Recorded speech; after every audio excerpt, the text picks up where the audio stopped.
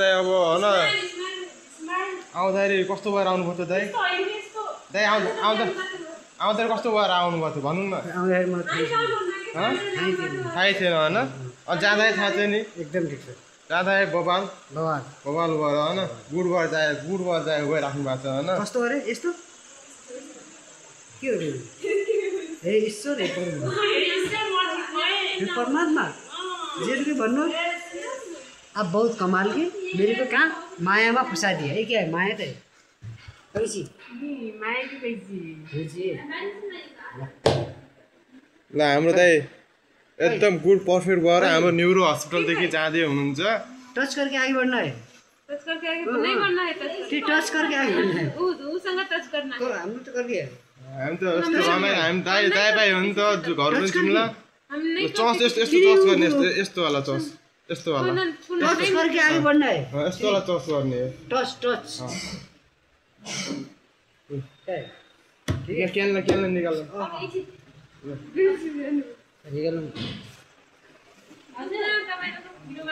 त्यो निकाल्दिन्थ्यो तपाईँ जस्तो हिरो मान्छेले दुख्छ र दुख्नु त कहाँ दुख्छ र आउँदाखेरि केही नथाहा केही थाहा थिएन जाने बेला त आमा चल चिनेर आउन दाइ चिन्ने भएर पर्फेक्ट भएर नाम के हो अन्त किन्नु दाइ हजुरको नाम के हो फाल्नु त त्यहाँले योगा सब गर्नु समात्ने समात आफै राख्नु दाइको नाम मदन बहादुर बहादुर होइन के मदन प्रसाद देवकोटा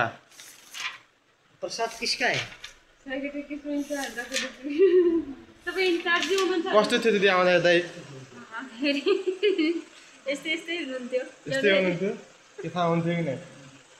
थाहा त हुन्थ्यो हल्का थाहा हुन्थ्यो अहिले चाहिँ पहिला भन्दा चाहिँ बबाल अहिले भन्दा भागी दिएको हो ठिकै छ ठिक छ के भन्न चाहनुहुन्छ न्युरो हस्पिटललाई एकदम धन्यवाद छ सबैलाई मास्क खोलिदिनु त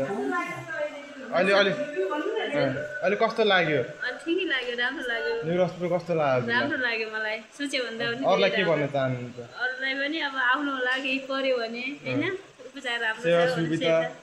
सेवा सुविधा राम्रो छ सिस्टरहरूले गर्ने केयरहरू सबै राम्रो छ है हजुर